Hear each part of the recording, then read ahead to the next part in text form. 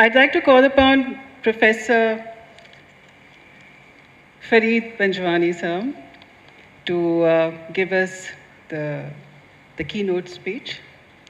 I'd like to just talk about him. Professor Farid Panjwani is the Dean of Institute of Educational Development at Aga Khan University. In 2012, Professor Saab founded the Center for the Study of Education in Muslim Societies at the Institute of Education, University College London. Dedicated to the promotion of sound academic research and scholarship in Muslim contexts, the center was the first of its kind in any UK university.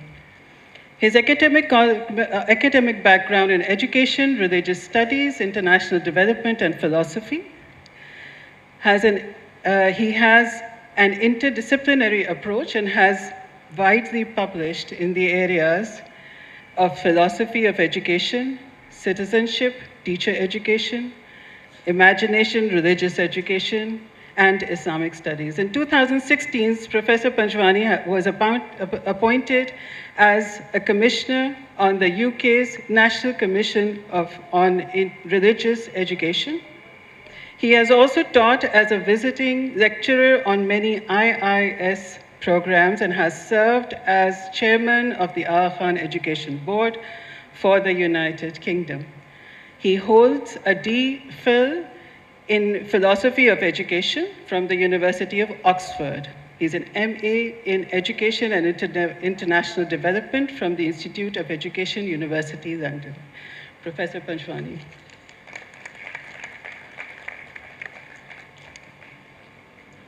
I hope I did justice. Thank you.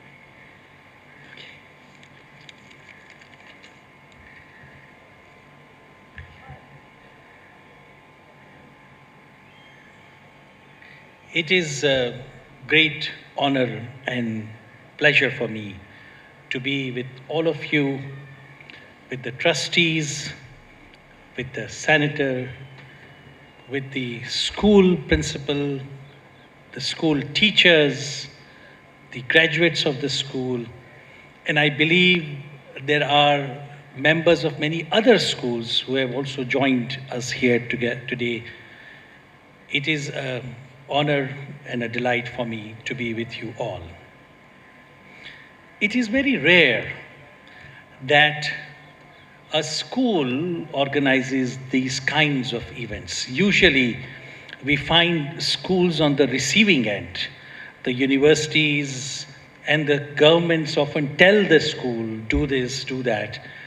But this is unique, and this is amazing, and this is most welcome, that the schools are creating a space for their own thinking and asking the right kind of questions that should be asked. So I would like to really congratulate the organizers and those who thought about this event for what they have done. Thank you very much for that. I think the trustees have done a wonderful job over the last, I believe, 45 years to support the community, to establish not one but two schools of very high quality. I think this is a tremendous achievement of civil society. And it is because of these kinds of activities that our city actually functions, and our city is able to provide the opportunities that every young child deserves. And I would like to really acknowledge the 35 years that you have completed. And I'm sure 350 more years will come, because 35 years is nothing in the life of a school, and what you have achieved is amazing. I want to begin by, first of all, talking about the teachers. Najia mentioned the favorite teacher. I think in the last 20, 25 years, the very idea and the role of a teacher has changed. Let me see, I hope it works. Where should I point this to make it work? Should I point it? Let me just point. It has worked, it has worked. So you see, some 30 years ago, a good teacher was the one who would come to the class, would teach well through activities. When we started the IED in 1993, I saw the curriculum and our courses. Essentially, we were teaching the teachers how to move away from chalk and talk to more activity-based cooperative learning. That was fine. But today, to be a teacher is a very different thing. You have to be somebody who understands mental health. You need to be somebody who understands the issues of sustainability and climate. You have to be somebody who can act as a counselor. You have to be somebody who can understand technology. The responsibilities have immensely increased. And I think we must acknowledge that although we use the word teacher, it today means very different and has many great responsibilities compared to teachers 30 years ago. And I think I would like to begin with this, because this school, whatever it has achieved, the trustees have contributed, the parents have contributed, but I think the central role has been of the teachers, and I think it is very important to recognize that. Now, I've been asked to speak about a topic which is very central. Previous speakers have already alluded to it. And although we are talking about rethinking education, you see there are different types of technologies. So for example, stethoscope is a revolutionary technology. वो जब आप doctor के पास जाते हैं and he looks at your chest through that. It really revolutionized medicine. But it is in one way a limited technology, in the sense that stethoscope doesn't affect how I drive my car. It doesn't affect how a factory is run. But then there are technologies that are universal, that are global, that affect and shape everything that we do. And AI happens to be one of those technologies. And therefore, my first point would be that we think about the AI, we should not just think about AI in education or AI in the healthcare, but we have to think about AI in the society as a whole and ask the question, what are its implications for our lives and the lives of the future children who are children today and will become adults tomorrow. So AI and society has to be taught as much and at the same time as one thinks about AI in education. In that respect, today I wish to speak about 5 points. The first point is, which I started to talk about, is technology in education and society. I then want to talk about the uses and abuses of technology, particularly the AI. I want to say something about the futures with AI. I want to talk about human flourishing and the role of technology, and there I'll talk about technology in education and technology in society, and some last words. So let's begin with the uses of the AI. Look at these. Wonderful things are happening, and I've randomly picked up several things. So you would see there example of a family, you may have come across this recently in America. A family was billed maybe $1 billion or something, and then they used the chat, an AI bot, to question that.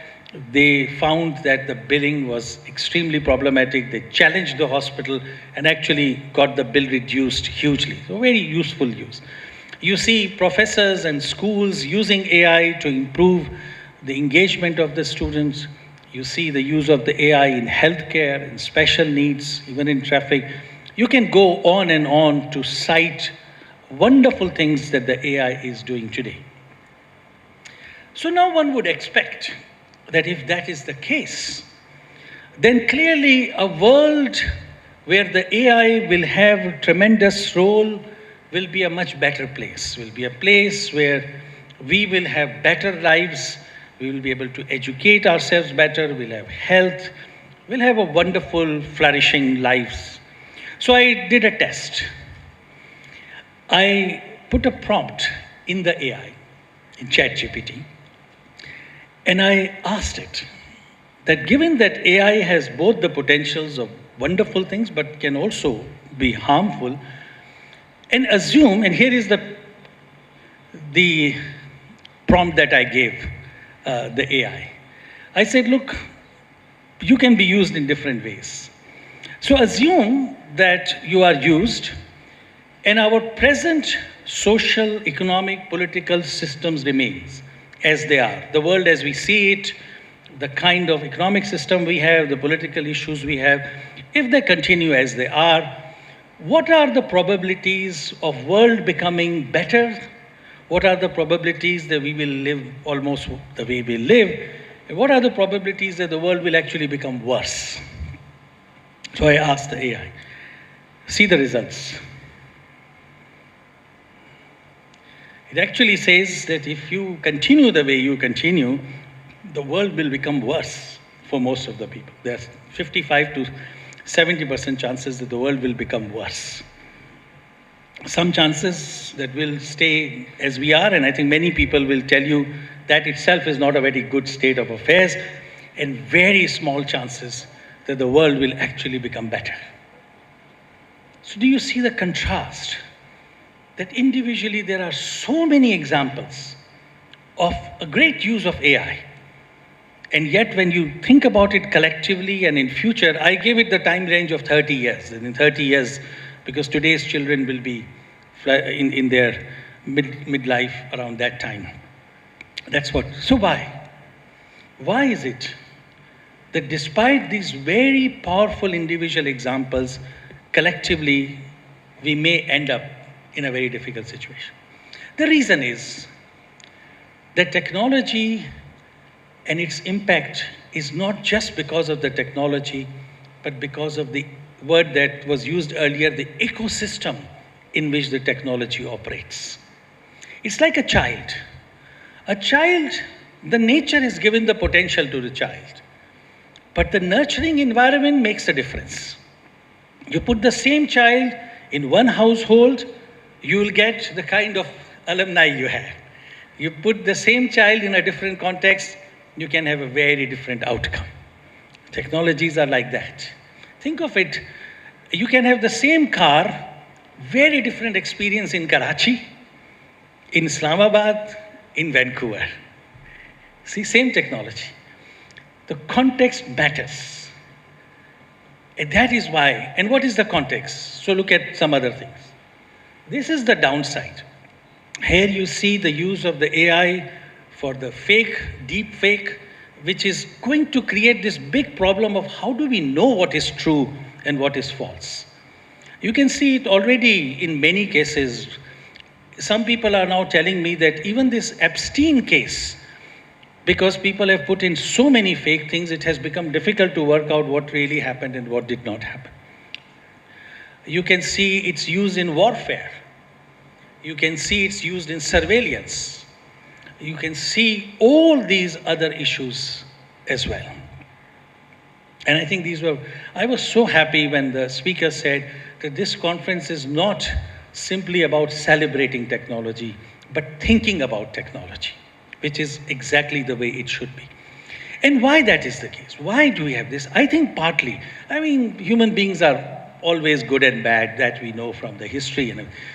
But I would say that our larger economic system, which is the capitalist system, is conducive to more problems than solutions for most of the people. And partly because in the capitalist system, the tendency is for the wealth to get concentrated in fewer and fewer hands. And when that happens, the opportunities for the rest of the people become less and less, and they have to compete for smaller and smaller share of the cake. The competition is glorified. That then leads into mental health, many other kinds of issues. So look at this slide, the next slide, which will tell you the distribution of wealth that we have. This is 2021, it has got worsened since then. You can see that 10% of the people today have 76% of the wealth. And actually 1%, the top 1% has 40% of the wealth. What is left for the others? And the wealth is not just about that you can have 3 cars and I can have a motorcycle. This huge wealth brings social capital and political capital. Ask yourself, why was Elon Musk in the White House? The only reason was that he has wealth and he supported Trump. So the democracies get destabilized, social systems get destabilized when you have this lopsided wealth. The other thing that happens, which we should be concerned about, is the loss of jobs. Many people believe that the AI will create new jobs. It is now very hard to maintain that stance. And in capitalism, one doesn't lay off because one is losing revenue.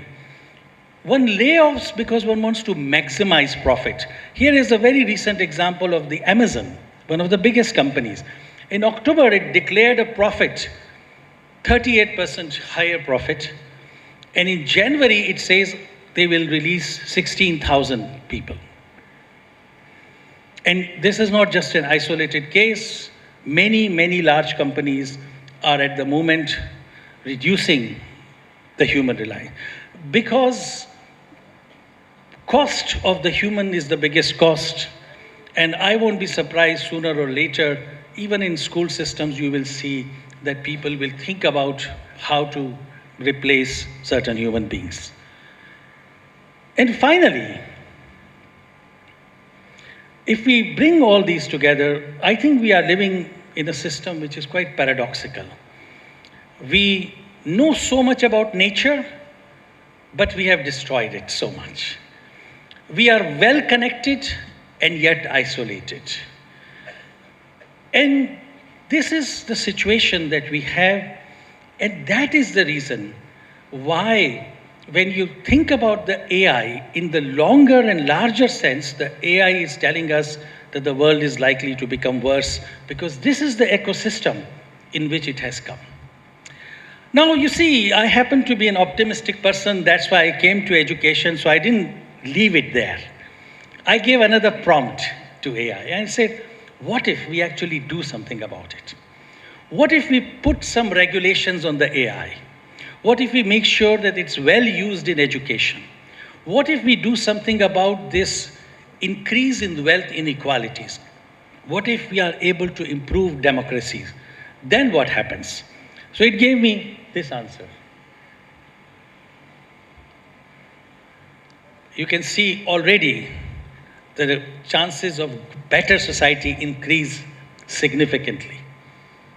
And then I asked him, what if we are highly successful in improving our ecosystem, better regulations, better democracy, better distribution of wealth, then what happens?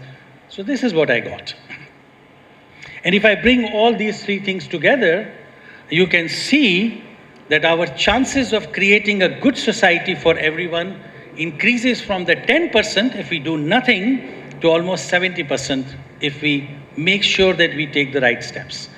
And the danger of a worse society reduces from 70% to 10%, which means we can do something.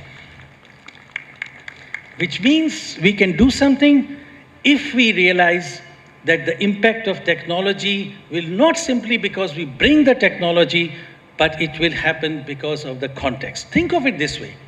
Suppose there is a school, and that school is very good in gender equity. There is no bullying, and boys and girls are treated well. You bring in social media in that school, very likely that social media will create more health and flourishing in that school. Think of another school where girls are harassed, bullied, other problems. You bring in social media, things will become worse because the girls who are at least safe at home will not be safe even at home. So it's very important that the offline is improved so that the online can then benefit. That is the central point I wish to make. So now I want to, towards the end, talk about what is it that we should do. to make sure that our chances are what we see in the third part and not the first part. So we start with this. Humans for AI or AI for humans. You can use technology itself. Recently, I was invited for a panel discussion and I was given a title. This was the title. Place of humans in the age of the AI. And I said, this title is problematic. Because you see what this title is assuming, that it's the age of the AI. AI is there. Who has decided the AI? The billionaires, the tech companies. And now we have to find ways to fit into that future. So we have to tell the students, you can't take this career even if you are passionate about it, because the AI will take away the jobs. So we, the humans, have now to find our place in this earth. Because 1% of the people have decided what the age will be. I said, first of all, we need to stop thinking like that. We need to change, and we need to choose another topic, which will be human flourishing and the role of the AI. So we need to bring the human at the center. We need to first think about it, what kind of human beings we want, what kind of future we want, and then ask the question, what can be the role of the technology? In the same way for the school. I think school should not start by saying, how should we now adapt to AI? They should say, this is our objective. This is the kind of students we want to have. Now, how can technology help us? I think this change of the way of thinking is very important at the individual level, at the collective level. So now if we keep this in mind, what can we do? Some thoughts. First of all, usually there are three aims of education. There's an economic aim, which means we have to ensure the children are able to earn. There's a social aim, which means we have to help them become part of the society, good citizen, good social being. And there's a personal aim where their inner life, their spirituality, their emotions, their imagination is also educated. But what has happened, in my opinion, and many would agree, that the economic aim has overshadowed others. The education system is under the shadow of economics, not just the higher education, but the middle schools and increasingly even primary and early childhood. अभी वो आपने सुना होगा शहजाद रॉय का एक song आया है जो बड़ा मशहूर इसी पॉइंट के ऊपर था. What have we done to ourselves? And we have done this to ourselves precisely because we have let the economics decide education. I think we have to reclaim education and its central role, and all these three goals have to be put back in their place. That's the first thing. How do we do that? I don't have solutions. You probably will have the solutions. I can just raise some questions and can make some points. So here are some thoughts. Tech in education. I think the first thing, and I want to go back to the word Justuju that you have used. It's an amazing word. It's a beautiful word. It brings the intellect and the poetics together. And you see, it is quest, as we would say. It is this Justuju, this quest which somehow nature has given us, which has led us from where we started evolutionary-wise to where we are today. And it is the spirit of questioning. It is the spirit of trying to know what is not known. I think alongside empathy, which Nadia mentioned, Justuju is the second thing that we have to ensure in the education system. And I also think that Justuju is really threatened by the AI, because the AI can actually, I can, instead of doing anything, I can find responses. I don't need to, therefore, cultivate my Justuju. And I think that's the battleground. If we lose Justuju, we have lost everything. And if we can keep it, then I think we can use the AI for the third scenario that we talked about. How do we do that? Just some suggestions that I think till the age of 8, students should not have any exposure to AI. Teachers should use it for their lesson plans and everything, but not that age. we should use to develop their language, their emotions, their love for nature, their ability to play. We should create empathy, social emotional learning, entire, अगर ideally तो मैं 12 तक कहूँ लेकिन शायद मुश्किल हो, तो 8 तक तो कम से कम हमें ये करना चाहिए. Nothing to do with competition, nothing to do with economics, just the nurture of the human being. उसके बाद आप उनको AI से इंट्रोड्यूस कराएं, यूज़ अभी भी नहीं, मगर फेमिलराइज कराएं कि देयर इज़ दिस थिंग, इसको डेमोन्स्ट्रेट कराएं और AI की लिटरेसी आप बढ़ाएं.